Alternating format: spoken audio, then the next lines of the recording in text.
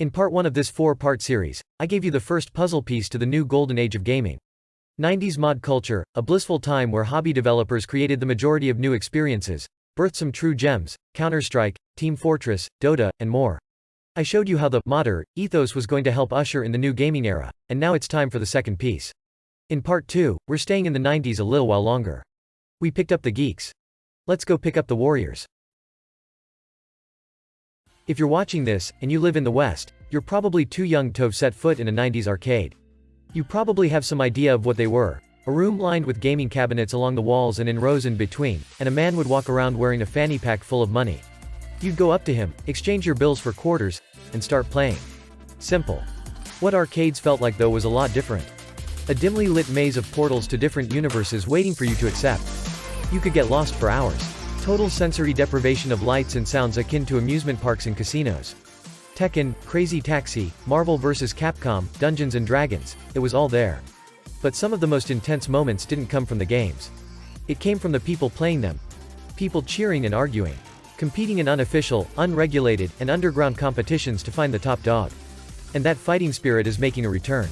The arcade tournament culture of competition and gambling will be inevitable in the future. How do I know? Watch on.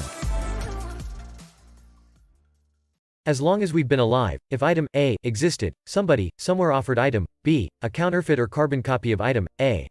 Think to yourself, moonshine, streetwalkers, and Gucci bags. For every yang, there's a yin. Esports is on the rise. It's expected to reach 3,600 million by 2027. In layman's terms, you've seen it with your own eyes. Call of Duty, Street Fighter, Rainbow Six Siege, League of Legends. Esports has brought about the age of the Twitch, Facebook, and YouTube streamers, complete with subscriptions, sponsorships, and convention signings. That's the yang.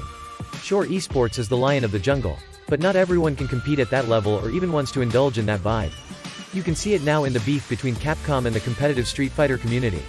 Capcom set out to add even more restrictions on the scale and scope of branding, pools and prizes, and decorum for unofficial Street Fighter tournaments. The competitive Street Fighter community fought back and won. For now.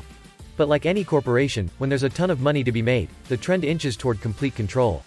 But that doesn't matter, because the vast majority of future gaming tournaments will happen, under the table, in the black market. Just like the good old days of the arcade, niches will have their own rockstars, merchandise, and fans. That's the yin. Tournament-minded gamers of the future aren't going to tolerate corporate bullying. Not when these 3 new innovative technologies I'm about to get into have infected everything around the world over the last 3 years. Do me a favor and hit the like button, because we're about to talk about some borderline illegal shit. Bragging rights is great and all. But what's a tournament without the risk of losing, and winning, some money? And the money of the future is crypto-based. Cryptocurrency is built on technology specifically designed to lessen centralization and control. And in underground gaming and gambling tournaments, untraceable cash is king. Cryptocurrency is going to be the default, cash prize in future games tournaments for 4 reasons. 1. Inclusive. Anyone can create a cryptocurrency for their community's use. 2. Peer-to-peer. Transactions don't need middlemen, banks, governments, etc. 3. Anonymous. Crypto transactions don't require an official ID to create and use. 4. Fungible. Cryptocurrencies can be swapped for dollars, pesos, and other digital currencies. All of the above, though, assumes tournament organizers are creating custom cryptocurrencies, tokens, in the first place. They could just use Bitcoin.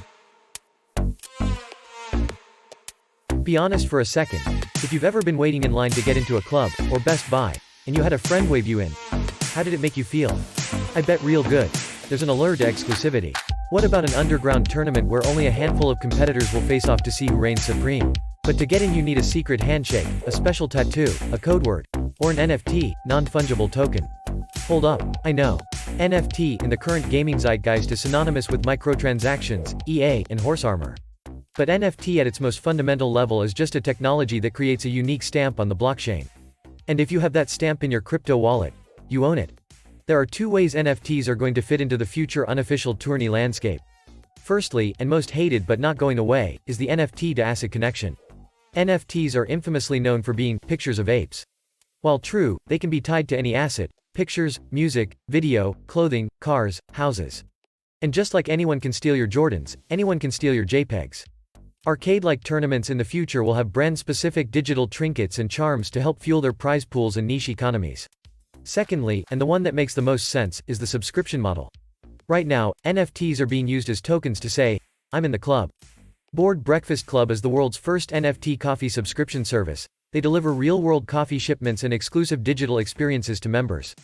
In the future, arcade-style tournaments will attract competitors and spectators using NFTs that provide exclusive access to special tournaments, Discord servers, and other goodies. The two technologies I discussed above, cryptocurrency and NFT, are components of a much larger, technological, economic, and societal shift. Time for an oversimplification, ready? Follow this logic. Successful societies are defined by their economies, transactions of goods and services between people. And Web3 protocols, technologies, and instruments can create an economy, out of the box, with currencies, goods and services, and the means to swap one for the other. Therefore, Web3 is capable of creating societies, out of the box. Digital societies we call, metaverses. In real life, speakeasy-like tournaments are simply micro-societies, people, currency, gaming, gambling, merchandise, and transactions. And the future tourneys are going to be organized, managed, and held in metaverses all across the web. Serious net runner, jack into the system, fuck the corpos, vibes. That means the lights and sounds of brick-and-mortar arcades in malls where gamers went to check out of reality and plug into hyper-cool realms of swords, fireballs, and competition, are migrating over to hundreds, maybe thousands, of digital dens. More neon, more 3D, more immersive escapes into back-alley doorways leading to kumite-like, illegal matches of violence, speed, and momentum. What a time to be alive. And it's all on the horizon. Just like piracy, when you mix anonymity with the proper tools and an anti-authority bent, you get the underground. Just ask Guns, Drugs, and Napster. And since arcades have always been about escape for geeks and gamers, what better place to go than a fully realized hypersonic digital society called the Metaverse? In the coming golden age of gaming, unofficial and unregulated gaming tournaments won't be stopped. Stay tuned for the video where we move out of the 90s and take a look at how technology and our social lives have become so intertwined our heads might explode from the stimulation. Make sure to smash the like button and subscribe so you don't miss the drop. And as always, stay cool, gentlemen.